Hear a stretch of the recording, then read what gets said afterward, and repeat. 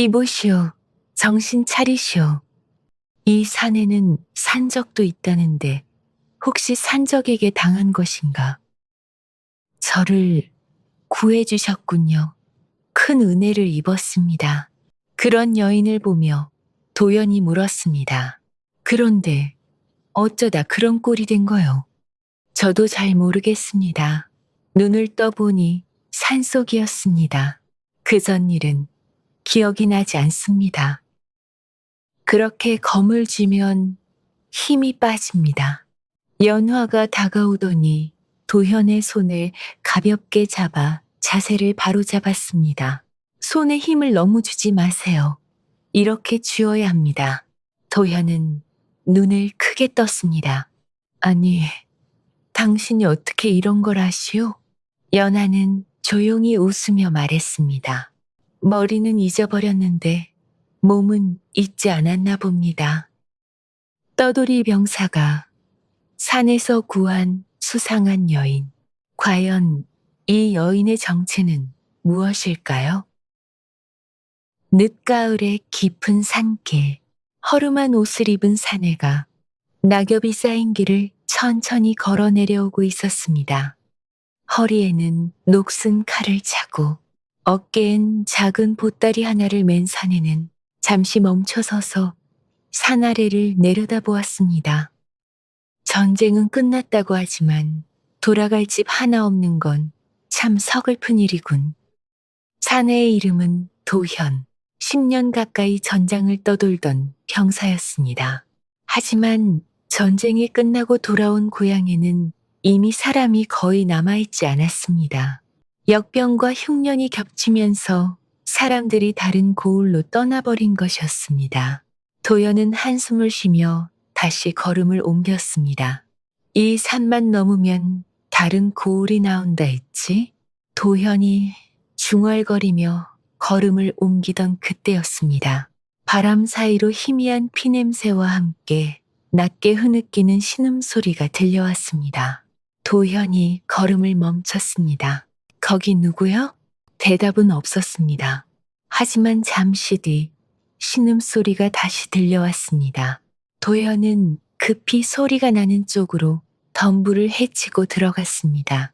그리고 그곳에서 피투성이가 된 여인 하나를 발견했습니다. 여인은 바위에 기대어 쓰러져 있었고 험한 곳에서 굴렀는지 옷은 군데군데 찢어져 있었습니다. 도현이 놀라 외쳤습니다.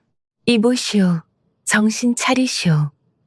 여인은 희미하게 눈을 떠 잠시 도현을 바라보는 듯 하더니 곧 힘없이 고개를 떨구었습니다. 이 산에는 산적도 있다는데 혹시 산적에게 당한 것인가? 그는 잠시 망설였습니다. 하지만 곧 고개를 저었습니다.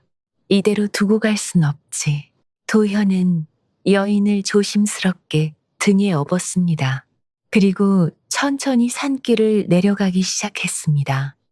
산 아래로 내려오자 사람이 살지 않는 듯한 작은 초가집 하나가 눈에 들어왔습니다. 문은 반쯤 열린 채였고 안에는 아무도 없는 듯 고요했습니다. 도현은 잠시 주변을 살펴보더니 조심스럽게 안으로 들어갔습니다. 한동안 사람이 살지 않았던 집 같군. 그는 여인을 방 안에 눕혔습니다. 하지만 여인의 상태는 좋지 않았습니다. 온몸에 상처가 있었고 며칠 동안 높은 열에 시달렸습니다. 도연은 밤낮으로 곁을 지켰습니다.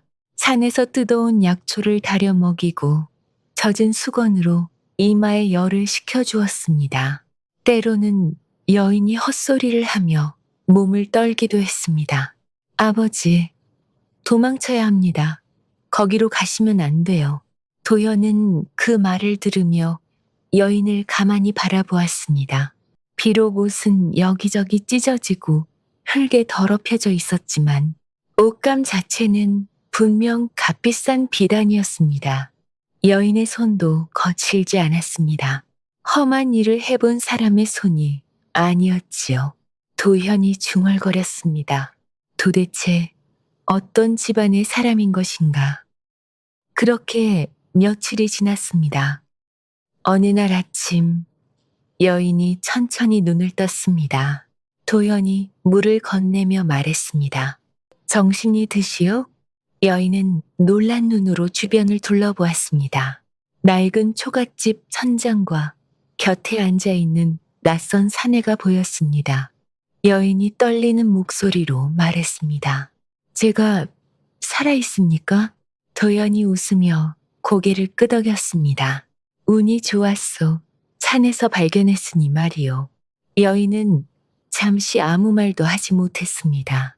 그리고 천천히 말했습니다. 저를 구해주셨군요. 큰 은혜를 입었습니다. 그런 여인을 보며 도연이 물었습니다. 그런데 어쩌다 그런 꼴이 된 거요? 여인은 아무 말도 하지 못하더니 한참 뒤에야 힘없이 고개를 저었습니다. 저도 잘 모르겠습니다. 눈을 떠보니 산속이었습니다. 그전 일은 기억이 나지 않습니다. 도연은 잠시 여인을 바라보았습니다. 옷차림도 그렇고 말투도 평범한 사람 같지는 않았습니다. 아무리 봐도 귀한 집 규수인 것 같은데 정말 하나도 기억이 나지 않소? 네. 하지만 이름 하나는 어렴풋이 기억이 납니다. 연화. 그렇게 불렸던 것 같습니다. 연화라. 좋은 이름이요. 도연이 고개를 끄덕였습니다. 하지만 더 묻지는 않았습니다. 지금은 몸부터 회복하는 게 먼저요. 갈 곳이 떠오르기 전까지 이곳에 머물러도 괜찮소. 여인이 고개를 끄덕였습니다. 그렇게 기억을 잃은 여인 연화는 도연이 머무는 초가집에서 함께 지내게 되었습니다. 그리고 어느새 두 사람은 자연스럽게 부부의 영까지 맺게 되었지요. 그런데 시간이 지나면서 도연은 한 가지 이상한 점을 느끼기 시작했습니다. 이 여인, 연화, 아무리 봐도 예사로운 사람이 아니었습니다. 어느 날이었습니다. 도연이 마당에서 검을 휘두르고 있었습니다. 전쟁터를 떠돌며 몸으로 익힌 검술이었지만 따로 배운 적은 없었기에 그저 힘의 의지에 휘두르는 수준이었습니다. 그 모습을 문간에 서서 지켜보던 연화가 조용히 말했습니다. 그렇게 검을 쥐면 힘이 빠집니다. 도현이 동작을 멈췄습니다. 지금 뭐라고 하셨소? 연화가 다가오더니 도현의 손을 가볍게 잡아 자세를 바로잡았습니다. 손에 힘을 너무 주지 마세요. 이렇게 쥐어야 합니다. 도현은 눈을 크게 떴습니다. 연화의 손놀림은 마치 오래 검을 다뤄본 사람처럼 자연스러웠기 때문이지요. 아니, 당신이 어떻게 이런 걸 아시오? 연하는 조용히 웃으며 말했습니다. 몸이 기억하는 것 같습니다. 머리는 잊어버렸는데 몸은 잊지 않았나 봅니다. 그날 이후로도 연하는 가끔 도현의 검술을 지켜보다가 한마디씩 조언을 해주곤 했습니다. 그 모습을 보며 도현은 점점 확신하게 되었습니다. 이 여인 연화가 평범한 사람은 아니라는 것을 말입니다. 그러던 어느 날이었습니다. 도현이 검을 내려놓자 연화가 말했습니다. 당신은 검을 쓸 줄 아시네요. 전쟁터에서 겨우 살아남으려고 몸으로 익힌 것뿐이요. 연화가 고개를 저었습니다. 아닙니다. 재능이 있으세요. 당신, 무과 시험을 보는 게 어때요? 도현이 그 말을 듣고 크게 웃었습니다. 허허, 내가? 나는 그저 떠돌이 병사일 뿐이요. 무과라니, 그건 양반 자제들이나 보는 시험 아니요. 하지만 연화의 표정은 진지했습니다. 아닙니다. 실력만 있으면 누구나 볼 수 있습니다. 당신이라면 충분히 해낼 수 있어요. 도연은 잠시 생각에 잠기더니 아내를 바라보며 말했습니다. 부인, 정말 내가 할 수 있을 것 같소? 연하가 조용히 고개를 끄덕였습니다. 제가 도와드리겠습니다. 그렇게 해서 도연은 무과 시험을 준비하기 시작했습니다. 날이 밝으면 마당에서 검을 휘둘렀고 연하는 곁에서 자세를 바로잡아 주었습니다. 손에 힘을 너무 주지 마세요. 지금은 공격할 때가 아닙니다. 한 걸음 물러난 뒤 다시 들어가세요. 연화의 조언은 놀라울 정도로 정확했습니다. 도연의 검술도 날이 갈수록 눈에 띄게 달라지기 시작했지요. 그런데 두 사람의 평온한 삶을 가만히 두지 않는 사람이 있었습니다. 이 마을에는 박대감이라는 높은 벼슬아치가 살고 있었습니다. 재산도 많고 권세도 큰 사람이었지요. 어느 날이었습니다. 박대감이 외출을 나갔다가 마을 우물터를 지나게 되었습니다. 그때 우물가에서 물을 텁고 있는 여인을 보게 되었습니다. 바로 연하였습니다. 박대감은 그 자리에서 걸음을 멈췄습니다.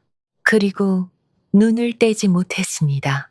잠시 뒤 박대감이 옆에 있던 하인에게 낮게 말했습니다.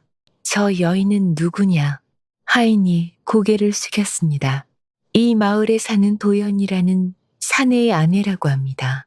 그 사내는 본래 떠돌이 병사였는데 얼마 전 이 마을에 와 정착했다고 합니다.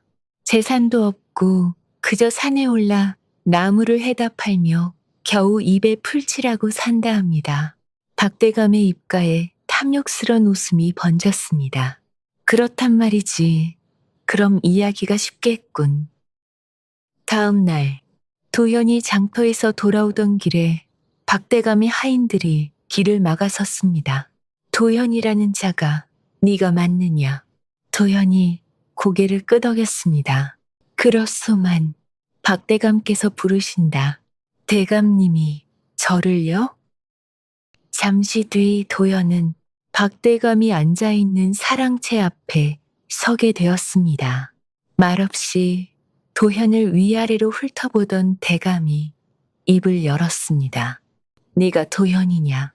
예, 그렇습니다. 박대감이 물었습니다.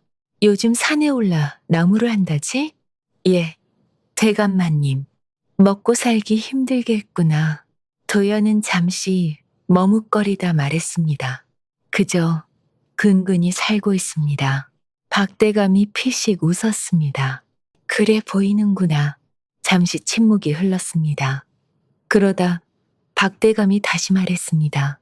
며칠 전 우물터에서 네 아내를 보았다. 참으로 곱더구나. 이런 산골에는 아까운 얼굴이야. 그 말을 듣는 순간 도연의 얼굴이 굳었습니다. 박대감이 느릿하게 말을 이었습니다. 그 여인이 마음에 들어 첩으로 드리고 싶구나. 값은 넉넉히 쳐주겠다. 네 평생 만져보지 못할 만큼 돈을 줄 테니 걱정하지 말거라. 그것은 누구라도 마음이 흔들릴 만한 제안이었습니다. 산에 올라 나무를 하며 하루하루 겨우 살아가는 도연에게 그 돈은 평생 만져보지 못할 큰 돈이었지요. 하지만 도연은 잠시도 망설이지 않았습니다. 그럴 수 없습니다. 그 말을 듣는 순간 방 안의 공기가 싸늘하게 식었습니다. 거절하는 것이냐? 예, 대감마님. 평생을 약속한 아내를 어찌 팔겠습니까? 잠시 침묵이 흐르고 박대감의 얼굴에서 웃음이 사라졌습니다. 재미있는 놈이군. 네가 지금 누구 앞에서 그런 말을 하는지 알고는 있느냐? 박대감이 천천히 자리에서 일어났습니다. 그리고 도연을 내려다보며 말했습니다. 이 마을에서 내가 어떤 사람인지 모르는 모양이구나. 사람 하나 굶겨 죽이는 것쯤은 나에게 너무나 쉬운 일이지. 도연의 주먹이 살짝 떨렸습니다. 하지만 고개는 들지 않았습니다. 잠시 뒤 박대감이 비웃듯 말했습니다. 좋다. 그렇게까지 아내가 좋다면 어디 한번 끝까지 지켜보거라. 네가 얼마나 버틸 수 있는지 궁금하구나. 그날 이후 도연의 삶은 서서히 뒤틀리기 시작했습니다. 어느 날 아침 도연은 평소처럼 산에서 해온 장작을 한 짐 지고 장터로 내려갔습니다. 그리고 늘 나무를 사가던 집 앞에 섰습니다. 계십니까? 잠시 뒤 밖으로 나온 주인이 도연을 보더니 난처한 표정을 지었습니다. 아, 도연이 왔나? 도연이 웃으며 말했습니다.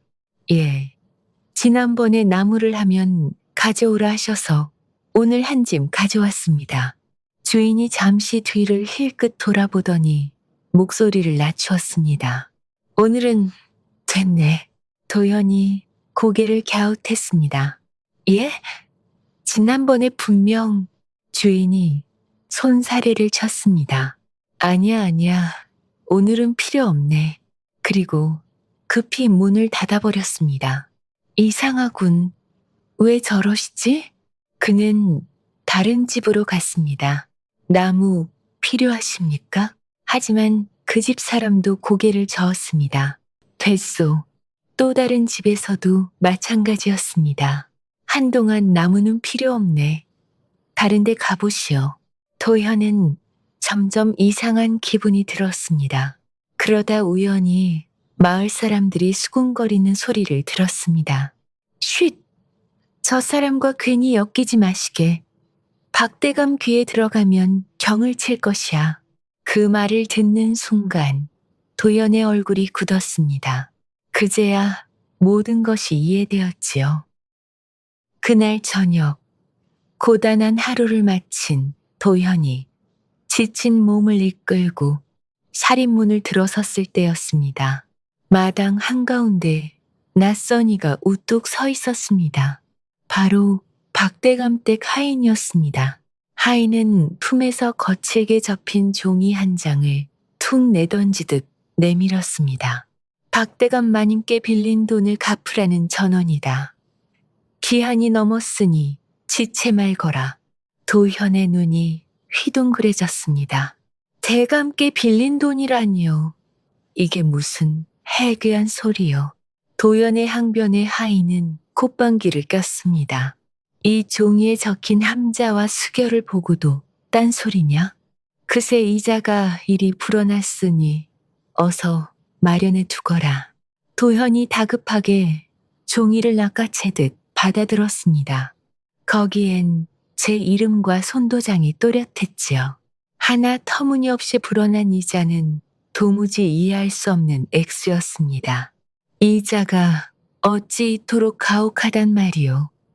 원금보다 몇 배는 더 많지 않소. 하인은 비웃음을 흘리며 대꾸했습니다. 그야 대감마님 처분이지. 억울하면 진작 갚았어야지 않겠느냐. 하인은 냉정한 말을 남기고 뒤도 돌아보지 않고 사라졌습니다. 하인이 떠난 뒤에도 도연은 얼어붙은 듯 마당에 서 있었습니다. 이럴 리가 없는데 도대체 어떻게 된 것인가? 그는 곧장 예전에 급전이 필요해 돈을 빌렸던 이웃 김서방을 찾아갔습니다. 다급하게 김서방의 살인문을 두드리자 잠시 후 부스스한 모습의 김서방이 나왔습니다. 도현을 확인한 그의 얼굴은 이내 흑빛으로 변했지요. 이 밤중에 무슨 곡절로 여기까지 왔는가? 김서방이 목소리를 죽여 물었습니다. 도현은 품에서 낮에 받은 종이를 꺼내 김서방 앞에 내밀었습니다. 이게 어찌된 병고인지 말씀 좀 해주시오. 김서방은 종이를 보자마자 고개를 푹 숙였습니다. 분명 저는 어르신께 돈을 빌렸고 제 사정을 딱하게 여겨 이자도 허락에 쳐주지 않았습니까? 그런데 왜 박대감댁 하인이 제 차용증을 들고 나타나 행패를 부린단 말입니까? 도현의 목소리가 파르르 떨렸습니다. 미안하네. 하지만 나도 어찌할 방도가 없었다네. 어찌할 방도가 없었다니. 그게 무슨 소립니까? 김서방이 사방을 두리번거리며 조심스럽게 입을 열었습니다. 며칠 전 박대감 댁에서 가솔이 찾아왔네. 자네의 차용증을 내놓으라 하더군. 도현의 눈이 커졌습니다. 그래서 상의도 없이 넘겨줬단 말인가. 김서방이 난처한 표정으로 도연의 손을 잡았습니다. 거절할 수가 없었네. 대감께서 원하신다는데 일개 평민인 내가 무슨 수로 버티겠나? 내 처지에 거절했다간 어떤 화를 당할지 몰라. 그만. 도현의 얼굴이 딱딱하게 굳어졌습니다. 억울함과 배신감이 동시에 밀려왔지요. 김서방이 낮고 갈라진 목소리로 덧붙였습니다. 미안하네. 정말 미안하네. 하지만 자네도 알지 않나. 이 고을에서 대감의 심기를 거스르면 어찌 되는지. 그 위세 앞에 힘없는 우리가 무엇을 할 수 있겠나. 달빛 아래 서 있는 도연의 그림자가 유난히 길고 처량해 보였습니다. 거대한 권력의 손길이 자신을 차매고 있음을 그는 뼈저리게 느끼고 있었습니다. 다음 날에도 나무를 사주던 집들은 하나같이 문을 닫아 걸었고 장터에서도 사람들은 도연을 모른 척하며 지나갔습니다. 그렇게 여러 번 빈손으로 집에 돌아오게 되자 날이 갈수록 살림은 궁핍해졌지요. 쌀독은 점점 바닥을 보였고 집안에는 예전처럼 밥 냄새가 돌지 않았습니다. 연화는 처음에는 아무 말도 하지 않았습니다. 하지만 며칠이 지나자 이상한 점을 느끼기 시작했습니다. 그날도 도연은 아무것도 들지 않은 채 집으로 돌아왔습니다. 오늘도 나무를 팔지 못하셨습니까? 장터 사정이 많이 좋지 않나 보오. 조금만 지나면 괜찮아질 테니 걱정 마시오. 말은 그렇게 했어도 도연은 미안한 마음에 아내의 얼굴을 제대로 바라보지 못했지요. 그때 연화가 말했습니다. 저를 속이려 하지 마세요. 요즘 장터 사람들이 당신을 피하고 있다는 건 이미 알고 있습니다. 낮에 박대감 집 파인도 찾아왔어요. 도대체 무슨 일이 있는 겁니까? 한동안 말이 없던 도연이 길게 한숨을 내쉬었습니다. 그리고 마침내 입을 열었습니다. 사실은 이 모든 게 박대감 때문이요. 그자가 큰 돌을 주며 당신을 첩으로 들이겠다고 했소. 허나 난 그 자리에서 거절을 했지. 도현은 장터에서 있었던 일들과 차용증 이야기를 하나하나 털어놓기 시작했습니다. 마을 사람들이 등을 돌린 일, 박대감이 빚을 사들인 일, 그리고 하인들이 찾아와 협박한 일까지 모든 이야기를 듣고 난 뒤 연화는 한동안 말이 없었습니다. 도현이 씁쓸하게 말했습니다. 괜히 당신까지 걱정할까봐 그랬소. 그래서 내가 어떻게든 해결해 보려 했는데 미안하오. 그때 연화가 입을 열었습니다. 아닙니다, 서방님. 이건 제가 해결하겠습니다. 도현이 놀라 고개를 들었습니다. 그게 무슨 말이요? 당신이 어떻게 이걸 해결하겠다는 거요? 하지만 연화는 더 이상 설명하지 않았습니다. 그저 담담하게 이렇게 말했지요. 걱정하지 마세요. 대신 며칠 동안 어딜 좀 다녀와야겠습니다. 저를 믿고 기다려주세요. 다음 날 아침, 연화는 아무 말 없이 집을 나섰습니다. 산을 넘고 개울을 건너 며칠 동안 길을 걸었습니다. 그리고 마침내 큰 고을에 도착한 연화는 곧장 이 일대를 다스리는 원님이 있는 관아로 향했습니다. 관아 마당으로 들어서자 아전 하나가 재빠르게 앞을 막아섰습니다. 거기 서시오. 관아는 아무나 들어오는 곳이 아니오. 원님을 뵙고 싶습니다. 아전이 코웃음을 쳤습니다. 원님이 아무나 만나주실 것 같소? 돌아가시오. 연화는 물러서지 않았습니다. 꼭 전해야 할 말이 있습니다. 그러니까 돌아가라 하지 않았소. 아전의 목소리가 높아졌습니다. 허나 연화는 그 자리에 선 채 눈 하나 깜짝하지 않았지요. 그때였습니다. 관아 안쪽에서 발소리가 들렸습니다. 소란을 들었는지 원님이 직접 걸어 나오고 있었습니다. 무슨 일이냐? 아전이 급히 허리를 숙였습니다. 별일 아닙니다. 막무가내로 관아에 들어오겠다는 여인이 있는데 얼른 쫓아내겠습니다. 원님의 시선이 연화에게 닿았습니다. 그 순간 원님의 발걸음이 멈췄습니다. 굳어진 얼굴로 연화를 바라보던 원님이 천천히 입을 열었습니다. 믿기지 않는다는 듯한 목소리였습니다. 아가씨, 어찌 이런 곳에 계십니까? 원님은 놀란 표정으로 연화를 바라보다가 곧 정신을 차린 듯 말했습니다. 아가씨, 이리로 들어오시지요. 그리고 아전들을 향해 말했습니다. 아무도 들이지 말거라. 잠시 뒤 두 사람은 관아 안쪽 방에 마주 앉게 되었습니다. 원님은 여전히 믿기지 않는 표정이었습니다. 정말 아가씨가 맞으십니까? 연화가 고개를 숙였습니다.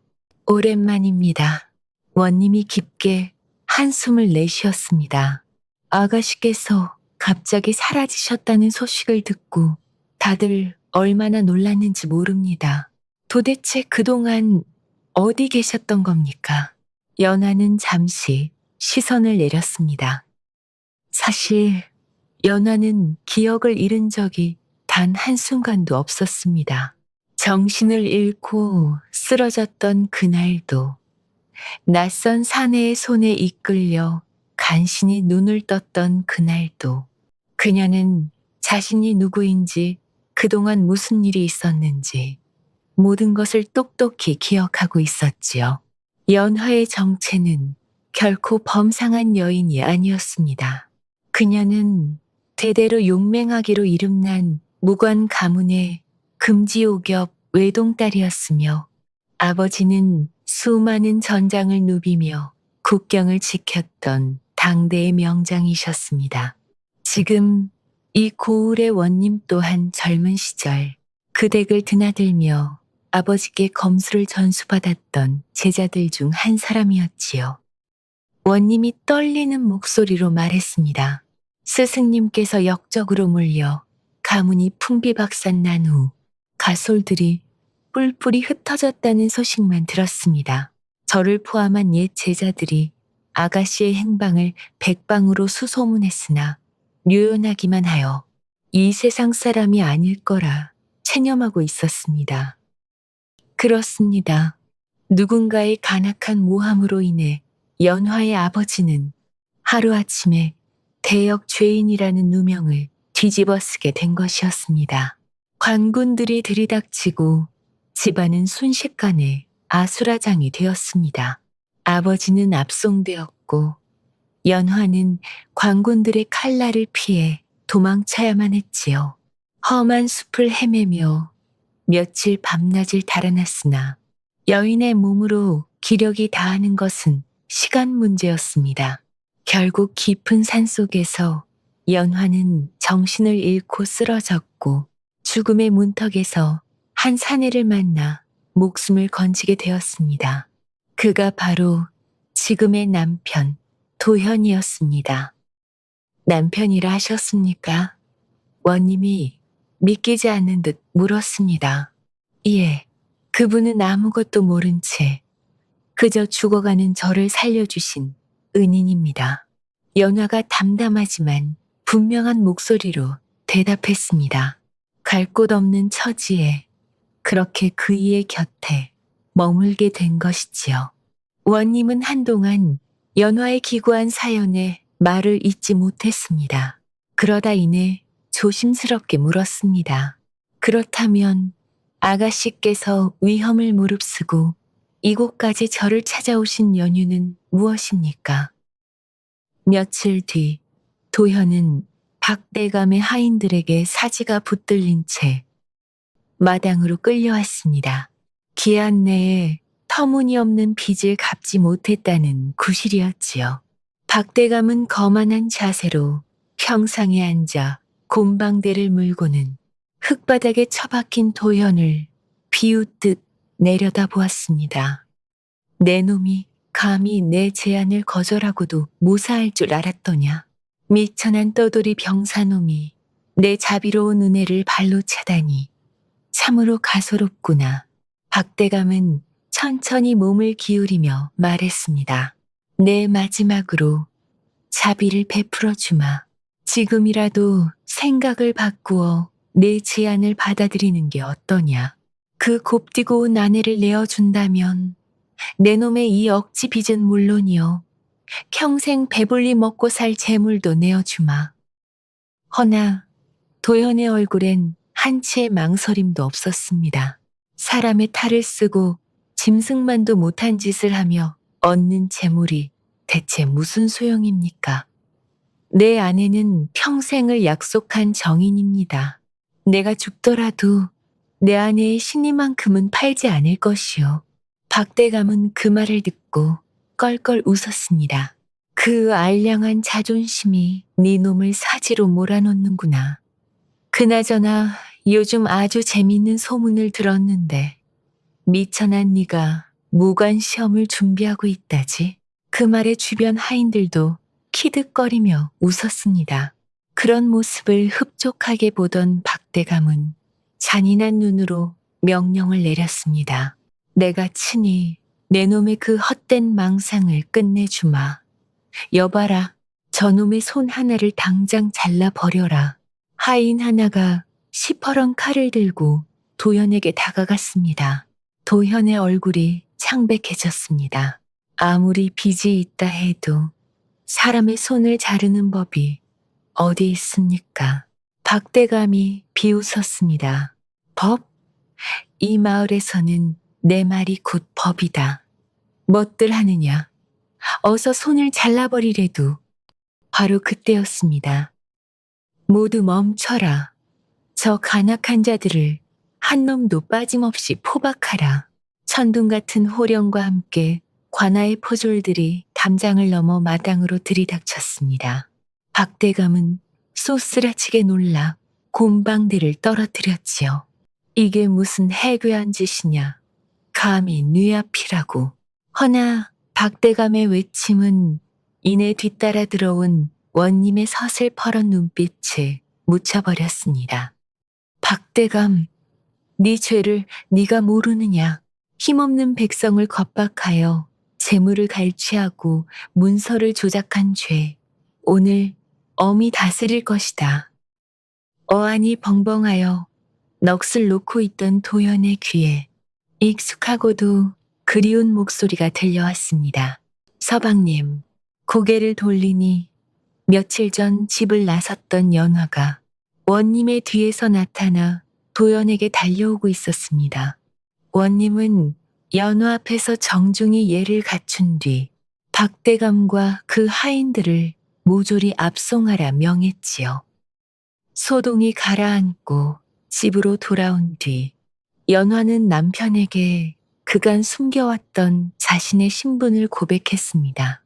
대역죄인으로 몰려 가문이 풍비박산 났던 일, 아버지가 억울한 누명을 쓴 채 끌려간 일, 그리고 오늘 관군을 이끌고 나타난 원님이 사실은 예전에 아버지에게 검수를 배웠던 옛 제자라는 사실까지 모든 이야기를 마친 뒤 연화가 고개를 숙였습니다. 서방님을 속여서 정말 송구하옵니다. 저 때문에 험한 일을 당하시게 하여 죽을 죄를 지었습니다. 연화의 눈물 섞인 말에 도연은 말없이 아내의 거친 손을 맞잡았습니다. 아니요, 부인. 그 고운 얼굴로 홀로 얼마나 마음고생이 심했소. 나를 살려준 것은 오히려 부인이요. 내가 더 고마울 따름이요. 그러다 도연이 다시 입을 열었습니다. 부인, 장인어른의 억울함을 언젠가는 밝혀야 하지 않겠소? 연화가 놀란 눈으로 남편을 바라보았습니다. 도연이 단단한 목소리로 말했습니다. 내가 해보겠소. 무과에 급제하여 조정에 나아가게 된다면 장인어른의 일을 다시 살펴달라고 임금님께 직접 아챈 수 있을 것이오. 연화의 눈에 눈물이 고였습니다. 서방님, 정말 고맙습니다. 그날 이후 도연은 무예 정진에 매진했습니다. 연화 역시 남편의 곁에서 누구보다 열성으로 무예를 돕기 시작했지요. 새벽이면 두 사람은 마당에서 검을 맞대었고 밤이 깊도록 자세를 바로잡으며 수련을 이어갔습니다. 그렇게 인고의 세월이 흐른 뒤 마침내 도성에서 무과시험이 열렸습니다. 전국에 내로라 하는 장정들이 모인 시험장에서 도연이 검을 뽑아들었습니다. 도연의 검이 허공을 가를 때마다 날카로운 파공음이 주변을 압도했습니다. 그 동작은 군더더기 없이 간결하면서도 몰아치는 파도처럼 묵직했지요. 이를 지켜보던 노현 무관들의 눈빛이 흔들리기 시작했습니다.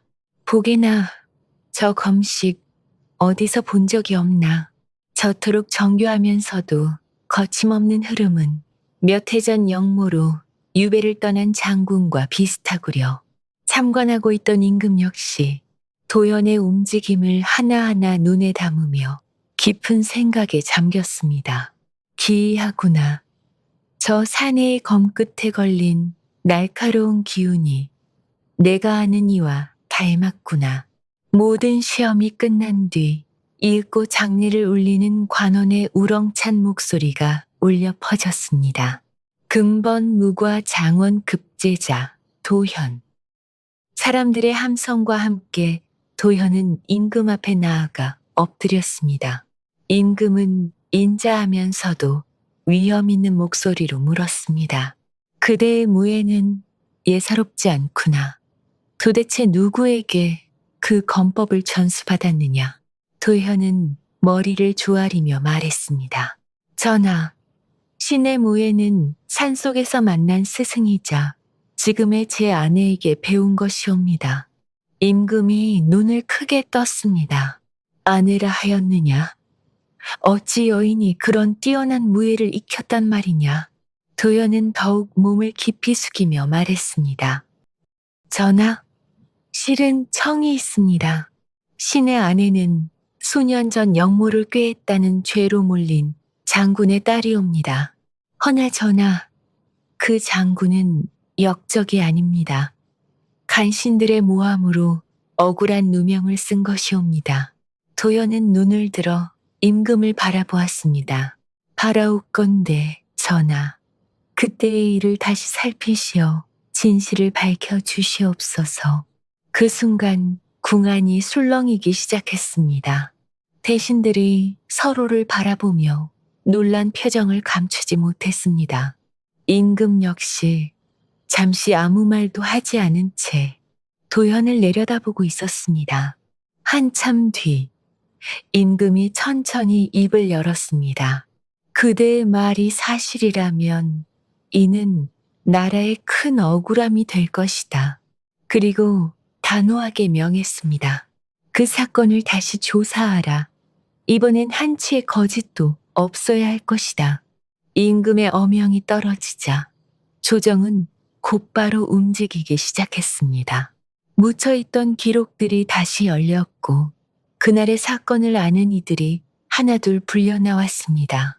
그리고 마침내 오래 숨겨져 있던 진실이 세상 밖으로 드러났습니다. 연화의 아버지는 역적이 아니었습니다. 권력을 노린 간신들이 거짓죄를 씌워 몰아낸 것이었습니다. 그 사실이 밝혀지자 임금은 크게 노했습니다. 모함을 꾸몄던 자들은 모두 죄를 받아 처벌되었고 억울하게 몰락했던 가문 역시 다시 명예를 되찾게 되었습니다. 모든 것이 밝혀진 뒤 임금은 도현과 아내 연화를 불러 말했습니다. 이 나라에서 억울한 일이 이토록 오래 묻혀 있었다니 참으로 부끄러운 일이다.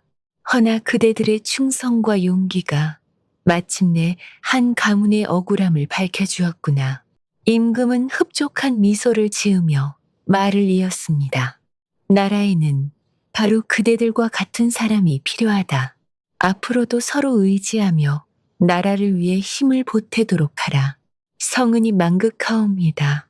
두 사람은 깊이 머리를 숙였습니다. 그리고 궁을 나서던 그날, 궁궐문 밖에는 이미 많은 사람들이 모여 있었습니다. 그 가운데 연화의 발걸음이 문득 멈췄습니다. 사람들 사이에 낯익은 얼굴 하나가 서 있었기 때문입니다. 순간 연화의 입에서 떨리는 목소리가 새어나왔습니다. 아버지, 유배에서 풀려난 아버지가 그곳에 서 있었습니다. 연화의 아버지는 어느새 많이 늙어 있었습니다.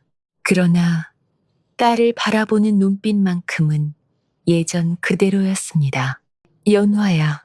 그 한마디에 연화의 눈에서 눈물이 쏟아졌고 아버지에게 달려가 두 팔로 꼭 안았습니다. 오랜 세월 억울한 누명 속에서 서로 생사조차 알지 못했던 부녀였습니다. 연화의 아버지는 아무 말 없이 딸의 등을 천천히 두드려 주었습니다. 고생이 많았구나. 그 짧은 말에 그동안의 세월이 모두 담겨 있었습니다. 조금 떨어진 곳에서 도연은 그 모습을 말없이 지켜보고 있었습니다. 연화의 아버지가 천천히 고개를 들어 도현을 바라보았습니다. 그리고 조용히 고개를 숙였습니다. 내 딸을 살려주고 여기까지 지켜준 은인이라 들었네. 도현이 놀라 손을 내저었습니다. 아닙니다, 장인어른. 제가 오히려 큰 은혜를 입었습니다. 연화의 아버지는 잠시 도연을 바라보다가 미소를 지었습니다. 내가 좋은 사위를 두었구나. 그날 이후 오랜 세월 고통 속에 흩어졌던 가족들도 다시 하나둘 모이게 되었습니다. 그리고 연화와 도현, 두 사람은 더 이상 아무것도 숨길 필요 없이 서로의 곁을 지킬 수 있게 되었습니다. 사람들은 말합니다.